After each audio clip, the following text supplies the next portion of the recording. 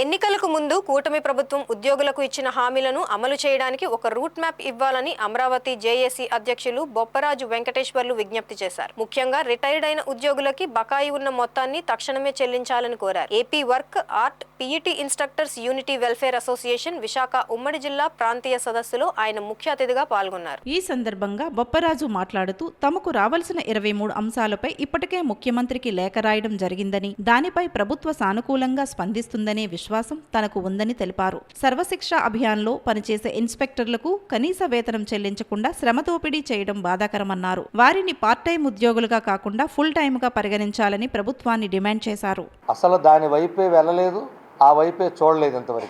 ఇంతవరకు మాకు ఆ అవకాశం కూడా ఇవ్వలేదు. చర్చించే అవకాశం కానీ, మాట్లాడే అవకాశం కానీ. మేము కూడా కొత్త ప్రభుత్వం కదా, వాళ్ళ సర్దుబాట్లు, అది కూడా కూటమి ప్రభుత్వం కాబట్టి సర్దుబాటు చేసుకుంటారు. 6 మాసాలను ఎదురు చూసాం.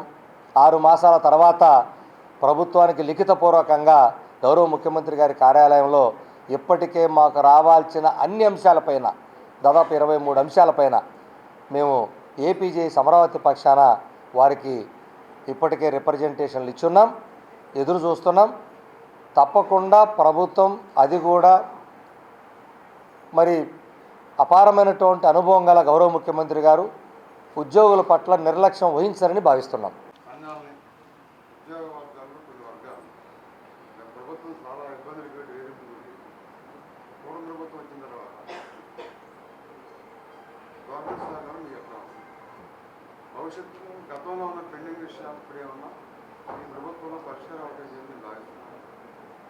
గత ప్రభుత్వ హయాంలో ప్రతి ఉద్యోగికి తెలిసిందే,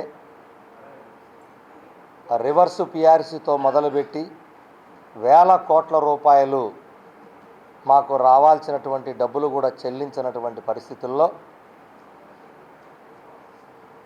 అప్పుడు కూడా ఉన్న దాంట్లో కనీసం మేము దాచుకున్నటువంటి జీపీఎఫ్ డబ్బులన్నా తెచ్చేదానికి 92 రోజులు ఉద్యమం చేసినటువంటి ఏకైక జేఏసీ ఏపీజేఎస్ అమరావతి మాత్రమే. మరి ఇప్పటికీ ఈ ప్రభుత్వం వచ్చి దాదాపు 10 మాసాలు కావస్తుంది.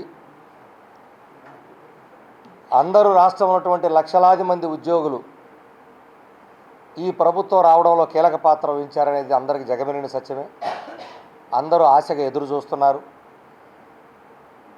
గౌరవ ముఖ్యమంత్రి గారు ఉద్యోగుల ఆశలకు అనుగుణంగా